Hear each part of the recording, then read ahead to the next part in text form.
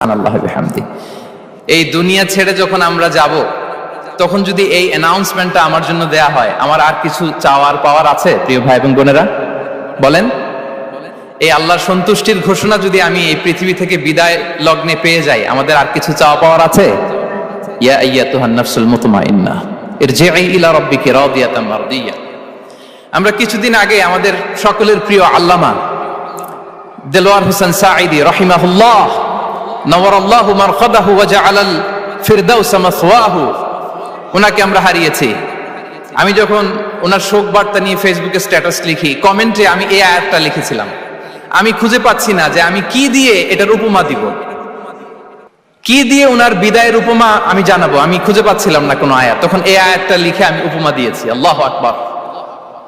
গোটা বিশ্বের মানুষ কেঁদেছে, গোটা বিশ্বের মানুষ গায়েবানা জানাজা পড়েছে, গোটা বিশ্বের মানুষ ওনাকে অশ্রুসিক্ত বিদায় দিয়েছে।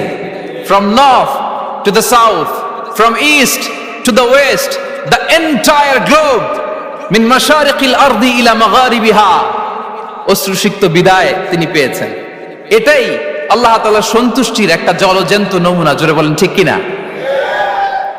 এর চেয়ে জলজ্যান্ত নমুনা আমার জীবদ্দশা আমি দেখিনি। এত মানুষের কান্না, কাবার গিলাফ ধরে কান্না, এভাবে ভালোবাসা প্রকাশ করা, এভাবে তার প্রতি তার জন্য অশ্রুসিক্ত দোয়া করা, কান্না জড়িত দোয়া, এটাই প্রমাণ করে যে আল্লাহ তাআলা ওনার উপর সন্তুষ্ট হয়ে গিয়েছেন।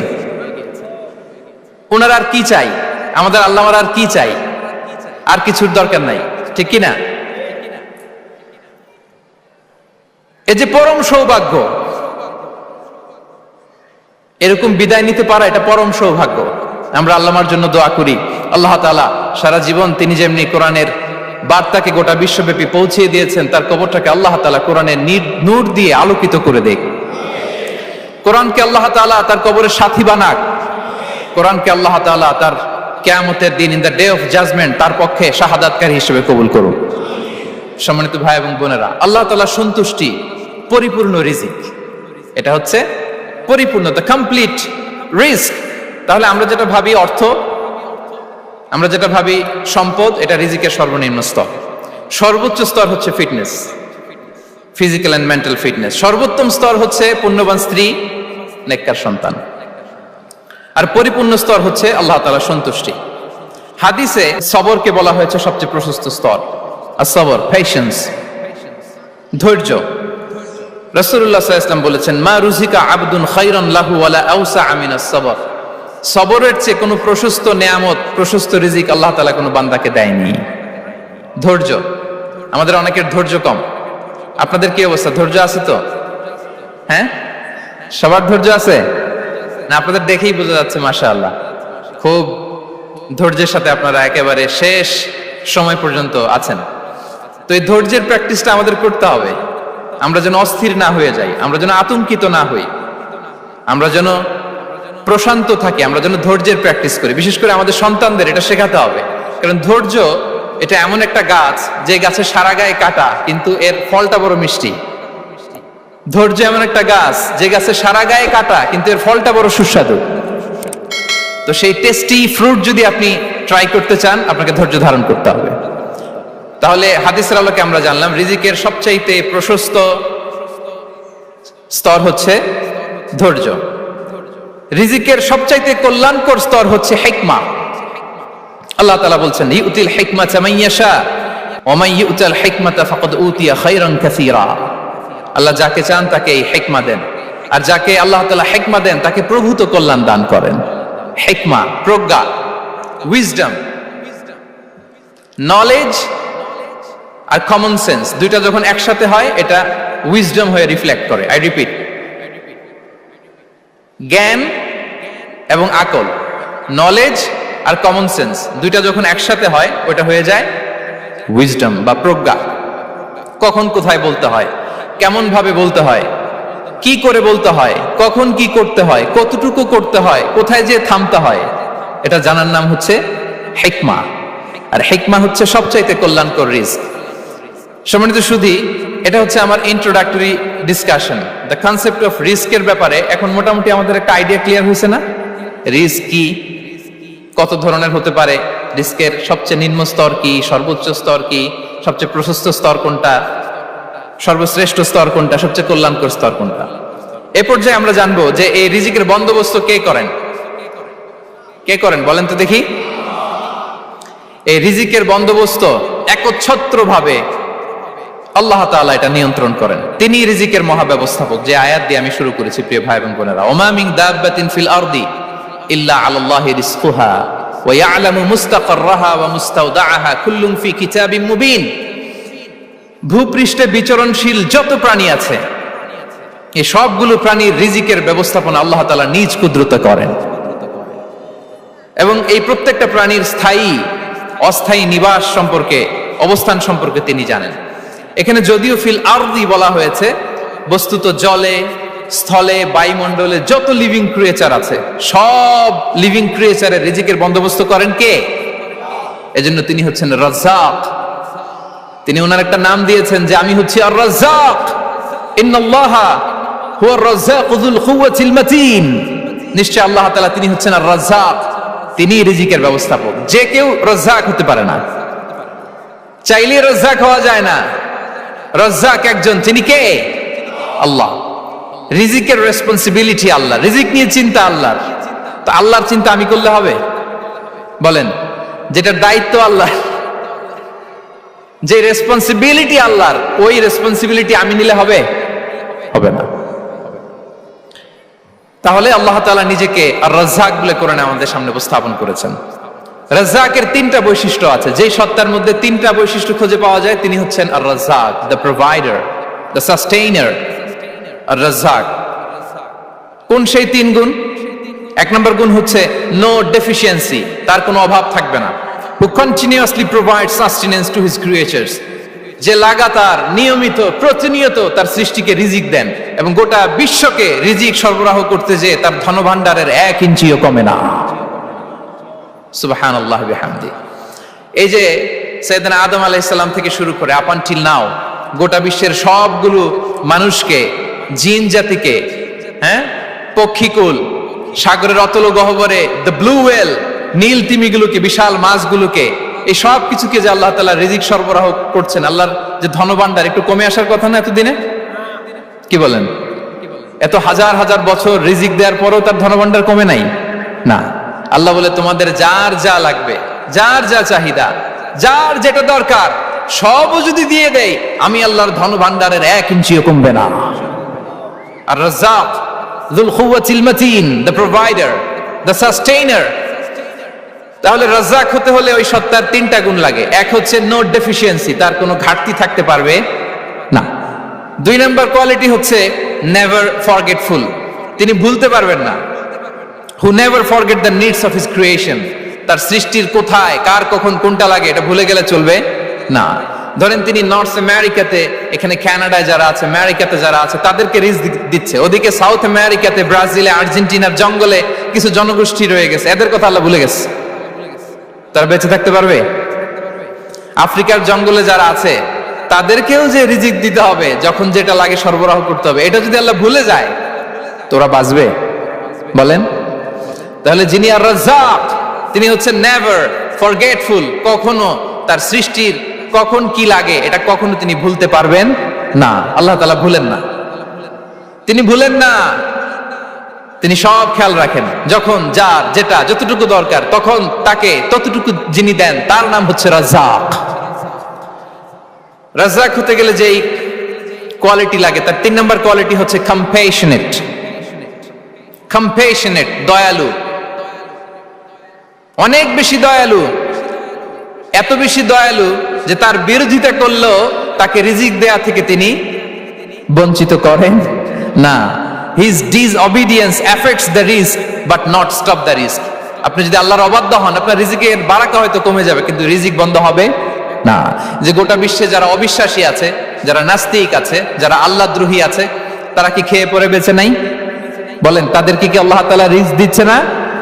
এই তো সুবহানাল্লাহ। কম্প্যাশনেট, এত দয়ালু, তার যারা বিরোধী, তাকে যারা গালি দেয়, তাকে যারা বিশ্বাস করে না, তাকে যারা সেজদা দেয় না, তিনি তাদেরকেও খাওয়ায়, তিনি তাদেরকেও সুস্থ রাখে, তিনি তাদেরকেও হাত খুলে দান করে। আল্লাহু আকবার।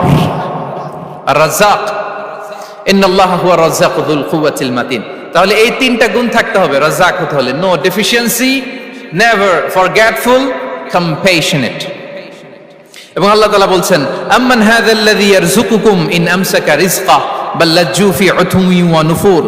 সূরাতুল মুলক আল্লাহ বলেছেন যে তিনি যদি রিজক বন্ধ করে দেয় তাহলে এই রিজক তোমাদেরকে কে দিবে?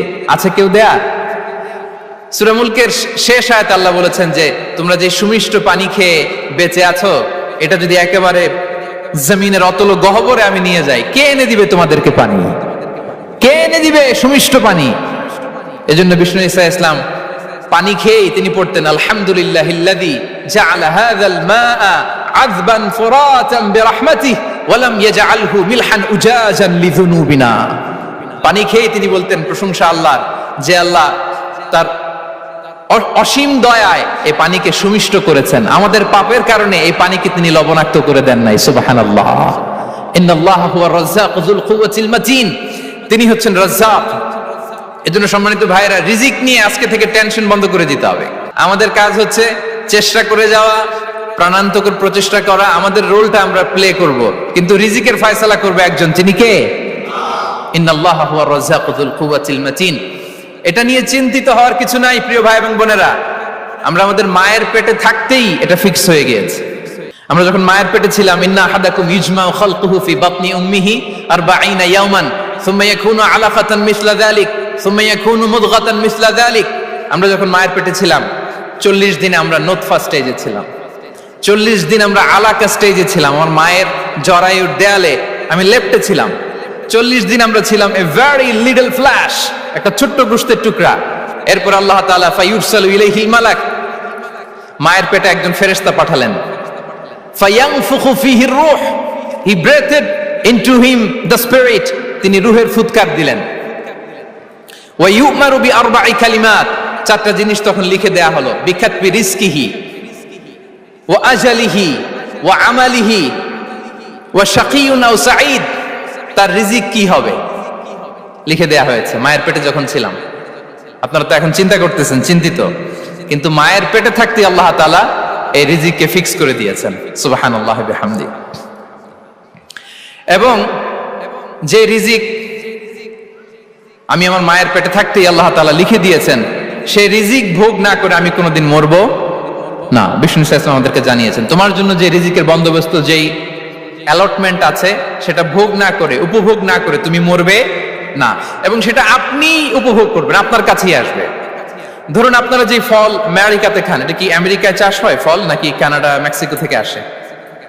কোত্থেকে আসে? কোত্থেকে? এখানেই হয়, আবার বাইরে থেকেও আসে। Okay fine. লেটস সে আপনি যেই অ্যাপেলটা দিয়ে আজকে ব্রেকফাস্ট করলেন, যে অ্যাপেলটা আপনি খেলেন, এটা মেক্সিকো থেকে এসেছে। ওই অ্যাপেলটা যখন কুড়ি অবস্থায় ছিল, মুকুল অবস্থায় ছিল, তখনই ওটার মধ্যে আপনার নাম লেখা। এর মধ্যে কত পাখি এসে ওই গাছে বসেছে, কত মুকুল নষ্ট করেছে, ওইটা নষ্ট করে নাই, কারণ ওইটা আপনি খাবেন।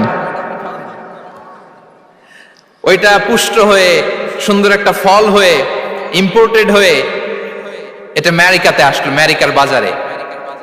অনেক মানুষ ওই ফলটা সুপারমার্কেটে যে ধরে চড়ে নেড়ে আবার রেখে দিয়ে চলে গেছে, নেয় নেই। ওইটা সে খাবে না, কারণ ওইটা আপনার রিজিকে লেখা। ওই ফল আপনি নিয়ে আসলেন, বাসায় অনেকে অ্যাপেল খাচ্ছে, কিন্তু ওই অ্যাপেলটা খাবে না, কারণ এটা কে খাবে? সুবহানাল্লাহ পড়তে পারলেন না মজা করে? আল্লাহু আকবার। আপনার জন্য যে রিজিক নির্ধারিত, এটা আপনিই খাবেন। এর মধ্যে আপনি মরে যেতে পারতেন, বাসা থেকে অন্য কোথাও চলে যেতে পারতেন, কিন্তু না, মরবেনও না, অন্য কোথাও যাবেনও না ওইটা খাওয়ার আগে। This is the essence of risk, this is the essence of provision, sustenance. ইন্নাল্লাহা হুয়ার রাজ্জাকু যুল কুওয়াতিল মাতিন। মায়ের পেটে থাকতে নির্ধারিত, ওই ফল কেউ টাচ করবে না up until you try it. This is risk. এই কথাটাই বিষ্ণু ঈসা ইসলাম খুব সুন্দর করে বলেছেন, লা তামুতু নাফসুন হাত্তা তাস্তাকমিলা রিজকাহা। অন্য বর্ণনায় এসেছে লা তামুতু নাফসুন হাত্তা তাস্তাউফিয়া রিজকাহা। মানুষের জন্য যে রিজিকের বরাদ্দ, সেটা উপভোগ না করে, সেটা না খেয়ে ওই মানুষ এই দুনিয়া থেকে বিদায় নিতে পারে না। তাহলে আমার রিস্ক ভোগ না করে আমি মরবো না, এবং এটা যেহেতু আপনার জন্য নির্ধারিত, এটা আপনি পাবেনই। এখন এটা কি হালাল পন্থায় আপনি পাবেন না হারাম পন্থায় পাবেন, দ্যাট ইজ ইউর ডিসিশন। আপনার রিস্ক আপনার কাছে আসবে, এটা নির্ধারিত না অনির্ধারিত বলেন তো? আমি সবার কাছ থেকে শুনবো, রিস্ক কি নির্ধারিত না অনির্ধারিত? ফিক্সড, নির্ধারিত। ফর এন এক্সাম্পল, ধরুন আপনি সারা জীবনে 1 কোটি টাকা ইনকাম করবেন। কয় কোটি? 1 কোটি টাকা ইনকাম করবেন, এটা নির্ধারিত, আল্লাহ তাআলা ফিক্স করে ফেলেছেন, এটা আল্লাহর সিদ্ধান্ত। কিন্তু এই 1 কোটি হালাল পন্থায় আপনি উপার্জন করবেন না হারাম পন্থায়, এটা আপনার সিদ্ধান্ত। So now the decision is yours. যদি আপনি পরিশ্রমী হন, যদি আপনি সৎ পথ অবলম্বন করেন, তাহলে ওই 1 কোটি আসবে আপনার কাছে, কিন্তু হালাল পন্থায়। আর যদি আপনি হালাল হারাম মিক্স করেন, টেবিলের উপর দিয়েও নেন নিচ দিয়েও নেন, আসবে কিন্তু 1 কোটি। আসবে কয় কোটি? কথা বোঝে নাই বোধহয়। টেবিলের নিচ দিয়েও যদি নেন, সারা জীবনে আপনি পাবেন কত? 1 কোটি। So now the decision is yours. সিদ্ধান্ত আপনার, হালাল পন্থায় উপার্জন করবেন না হারাম পন্থায়। বলেন হালাল না হারাম? হারামের সাথে আমাদের কোনো সম্পর্ক? হারামকে আমরা এই কনভেনশন সেন্টার থেকে না বলে দিলাম, আওয়াজ করে বলুন নো। হারামের সাথে আমাদের কোনো সম্পর্ক? আল্লাহ তাআলার দেয়া বরাদ্দ রিস্ক আমরা হালাল পন্থায় উপার্জন করব ইনশাআল্লাহ। বলেন। তাহলে মায়ের পেট থেকে নির্ধারিত হয়ে গেল, আমারটা আমি পেলাম, হালাল ভাবে আমি নিব। আরেকটা জিনিস মনে রাখতে হবে যে কেউ কারো রিজিকে ভাগ বসায় না, কেউ না। আমরা অনেকে মনে করি যে আমি ওকে দিলাম, ওকে খাওয়াইলাম, আমি বোধহয় খাওয়াইলাম। না, সে আপনারটা খায় নাই, সে তার রিজিকই খেয়েছে। আমাদের ঘরে আমাদের বন্ধু বান্ধব আসে, অনেক সময় আমাদের ঘরে অনেক সময় অতিথি আসে, তাদেরকে আমরা আপ্যায়ন করি, তাদেরকে খাওয়াই। আসলে সে আমারটা খায় না, সে কারটা খায়? তার নিজেরটাই খায়। বিষ্ণু ইসলাম এটা খুব সুন্দর করে বলেছেন। ওনার কাজিন চাচাতো ভাই আব্দুল্লাহ ইবনে আব্বাসকে একদিন অনেক নাসিহা করছিলেন, করতে করতে এক পর্যায়ে তিনি বললেন, ওয়া আলাম, ইবনে আব্বাসকে বলছেন, ওয়া আলাম আন্না মা আসাবাকা লাম ইয়াকুন লিইখতিআক ওয়া মা আখতাআকা লাম ইয়াকুন লিইউসিবাক। আব্দুল্লাহ, জেনে রেখো, যেটা তুমি পাওয়ার এটা তুমি কোনোদিন হারাবা না। যেটা তোমার হওয়ার কথা ছিল ওটা তুমি কোনোদিন মিস করবা না। আর যেটা তুমি পাওয়ার কথা না, গোটা বিশ্বের সব শক্তিকে হাতের মুঠোয় আনলেও সেটার দেখা তুমি পাবে না, পাবে না। ওয়া আলাম আন্নামা আসাবাকা লাম ইয়াকুন লিইখতিআক ওয়া মা আখতাআকা লাম ইয়াকুন লিইউসিবাক রুফিআতিল আকলাম ওয়া জাফফাতিস সুহুফ। আব্দুল্লাহ, রিজিক নিয়ে চিন্তিত হয়ো না, রিজিক নিয়ে পেরেশান হয়ো না। প্লে ইউর রোল, রিজিক ইজ ফিক্সড। যেটা তুমি পাওয়ার তুমিই পাবা, যেটা তুমি পাওয়ার কথা না, চেষ্টা করেও সেটা তোমার কাছে আসবে না। সম্মানিত সুধী, এ পর্যায়ে আমরা জানবার চেষ্টা করব যে কিসে রিজিক বাড়ে, কি করলে রিজিকে ভরপুর বারাকা হয়, রিজিকের চাবিকা ঠিক কোথায়, কোন পথে চললে রিজিকে ভরপুর বারাকা হবে, আমার জীবনে বরকত নেমে আসবে রিজিকে। এটা জানতে মনে যাচ্ছে না আমাদের? হ্যাঁ, কষ্ট হচ্ছে আপনাদের? কষ্ট হচ্ছে? তাহলে কি করলে রিজিকে ভরপুর বারাকা হয়, কি করলে আমার জীবনে ভরপুর বারাকা নেমে আসে, এই পয়েন্টটাতে আমরা একটু আলোকপাত করি। যেসব কাজ করলে আমাদের জীবনে রিজিকে আসমানি বারাকা নেমে আসবে, আমাদের রিজিকে আসমানি বারাকা নেমে আসুক, আমরা চাই কি চাই না? সবাই আমরা চাই নিশ্চয়ই। যে কাজ করলে রিজিকে আসমানি বারাকা আসে, এর 1 নাম্বার হচ্ছে তাকওয়াল্লাহ, আল্লাহর ভয়। আল্লাহ তাআলা বলছেন, ওয়া মাইয়াত্তাকিল্লাহা ইয়াজআল লাহু মাখরাজা ওয়া ইয়ারযুকহু মিন হাইসু লা ইয়াহতাসিব। যে আল্লাহকে ভয় করে, যে আল্লাহ সচেতন, আল্লাহ তাকে মাখরাজ, মাখরাজ মানে কি জানেন? ওই যে এক্সিট লেখা না এদিকে, এই এক্সিটকে আরবিতে বলে মাখরাজ, মানে কোথাও আটকাবেন না, বের হওয়ার রাস্তা আছে, কোথাও আটকাবেন না, বের হওয়ার রাস্তা আল্লাহ তাআলা অ্যারেঞ্জ করে দিবেন। You will have the way out from crisis. ক্রাইসিসে পড়লে, সংকট মোমেন্টে আল্লাহ তাআলা ওখান থেকে এক্সিটের ব্যবস্থা আপনাকে করে দিবেন। ওয়া ইয়ারযুকহু মিন হাইসু লা ইয়াহতাসিব, এমন জায়গা থেকে আল্লাহ তাআলা রিজিকের ব্যবস্থা করবেন যে সে কল্পনাও করে নাই। এরকম অনেক সময় হয় না যে আমি ভাবিও নাই যে এখান থেকে আমার রিজিকের বন্দোবস্ত হতে পারে, কোত্থেকে যে রিজিক চলে আসলো, এরকম জীবনে মাঝে মাঝে হয় কি হয় না? ব্যবস্থা করেন কে? যারা আল্লাহ তাআলাকে ভয় করে, যারা আল্লাহ সচেতন, তাদেরকে আল্লাহ তাআলা স্পেশাল রিজিক দিয়ে ধন্য করেন। তাকওয়াল্লাহ। পুরো কোরআনের মূল শিক্ষা কি? পুরো ইসলামের এসেন্স কি, জিস্ট কি, সারাংশ কি যদি আমাকে জিজ্ঞেস করা হয়, আমি বলবো তাকওয়াল্লাহ, আল্লাহর ভয়, আল্লাহর সচেতনতা। Allah is watching me, Allah is observing me. আল্লাহ তাআলা আমায় দেখছেন। আমি যাই করি না কেন, দরজা বন্ধ করে, জানালা বন্ধ করে, সব বন্ধ করেও যদি করি, পৃথিবীর সবার চোখ ফাঁকি দেয়া গেল, আল্লাহর চোখ ফাঁকি দেয়া যায়? পুলিশের চোখ ফাঁকি দেয়া যায়, সিকিউরিটির চোখ ফাঁকি দেওয়া যায়, আমার সাথে বন্ধুদের চোখ ফাঁকি দেয়া যায়, ফাঁকি দেয়া যায় না একটা মহান সত্তার চোখ। তিনি কে? এই যে সেন্সেশন, অনুভূতি, দিস ইজ তাকওয়া। এই অনুভূতিটার নামই হচ্ছে তাকওয়া। যে আমি যাই করি, যেভাবে করি, যখন করি, কেউ দেখে না, কিন্তু দেখে কে? কেউ যেটা দেখে না সেটা দেখে কে? দিস ইজ তাকওয়া। এই তাকওয়ার চর্চা যার মধ্যে আছে, তার রিজিকে বারাকা নেমে আসবে। আমরা যেন তাকওয়ার চর্চা করি, আমাদের ছেলে মেয়েদের জন্য এটা শেখাই যে কেউ দেখে না বাবা, কিন্তু আল্লাহ দেখে।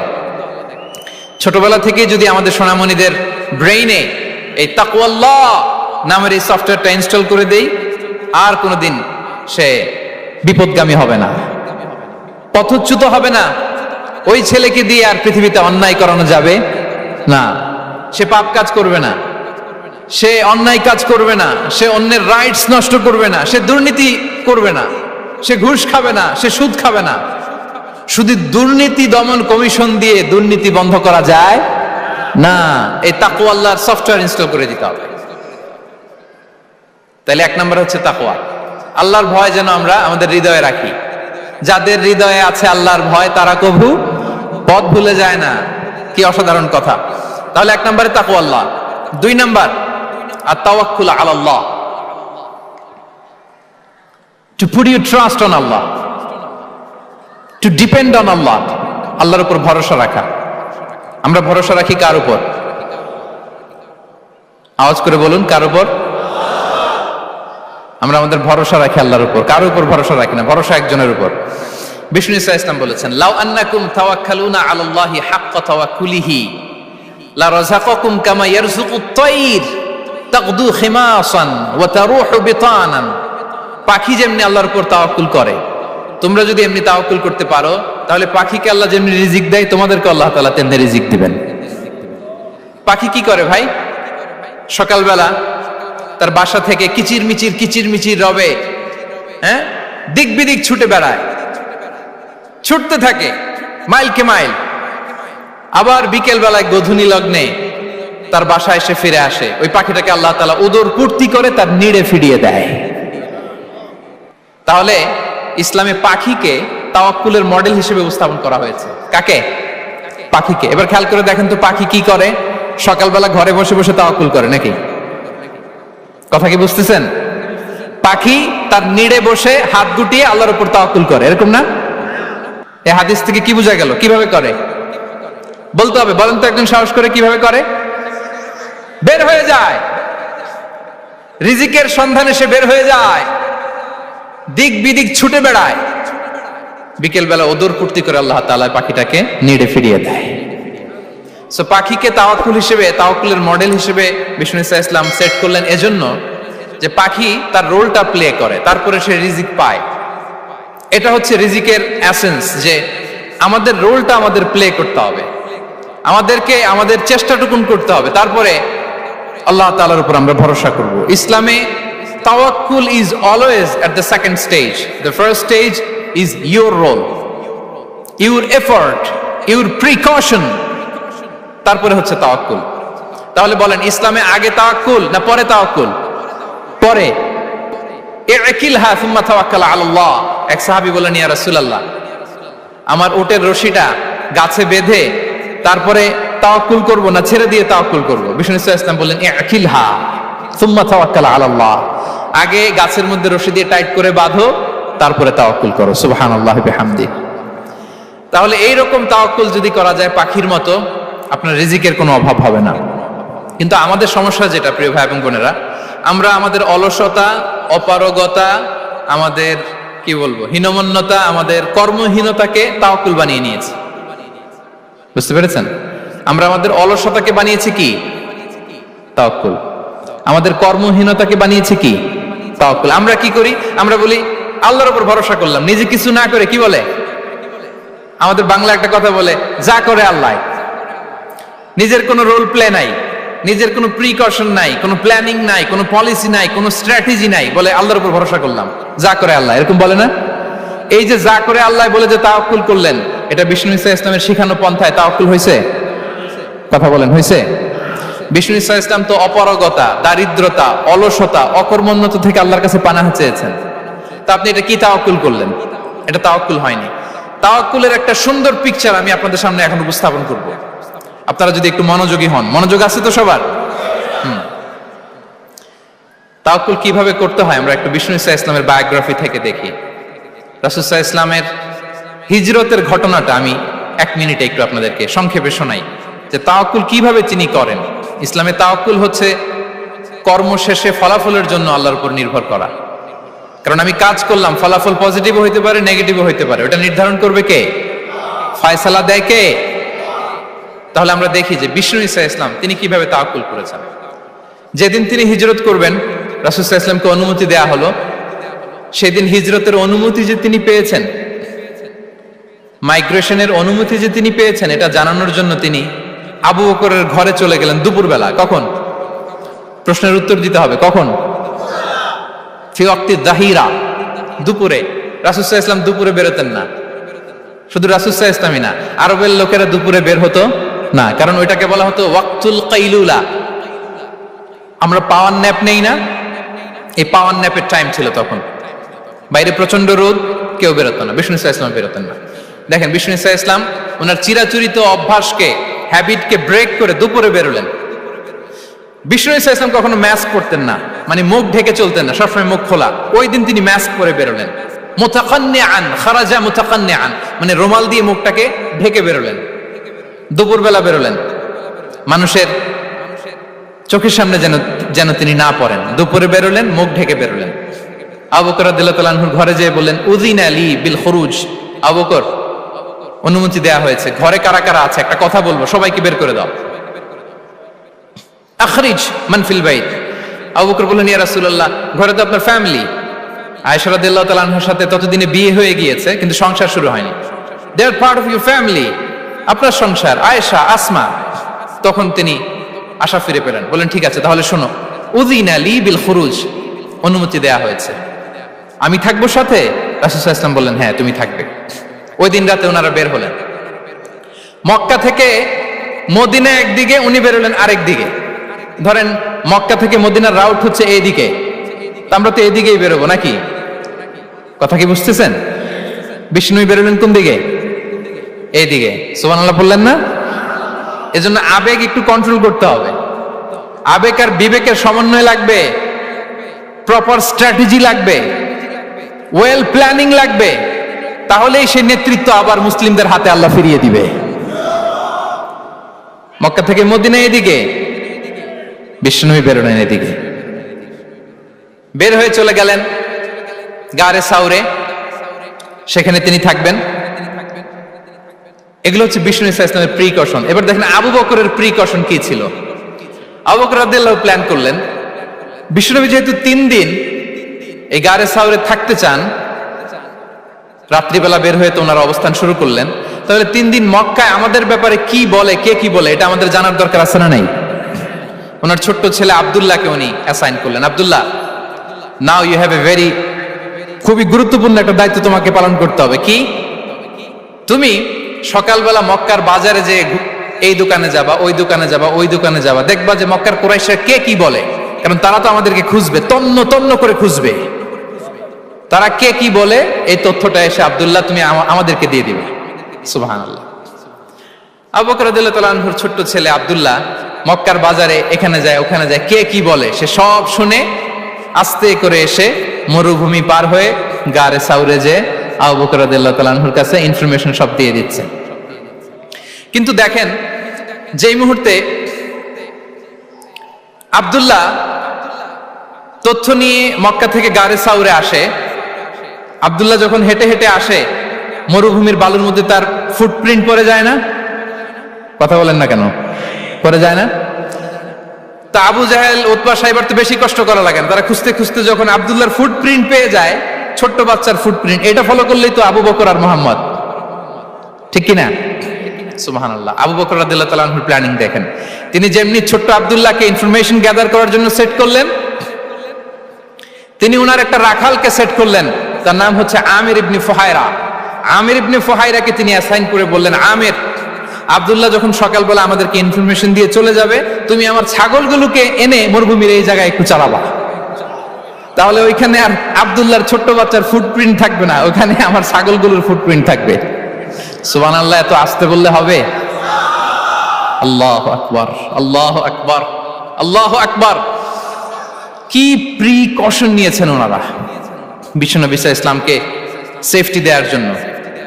আমের, আব্দুল্লাহ চলে যাবে, তোমার ডিউটি শুরু, আব্দুল্লাহর একটা ফুটপ্রিন্টও যেন না থাকে, ওখানে ছাগল চড়াবা। শুধু তাই নয়, আব্দুল্লাহ ইবনে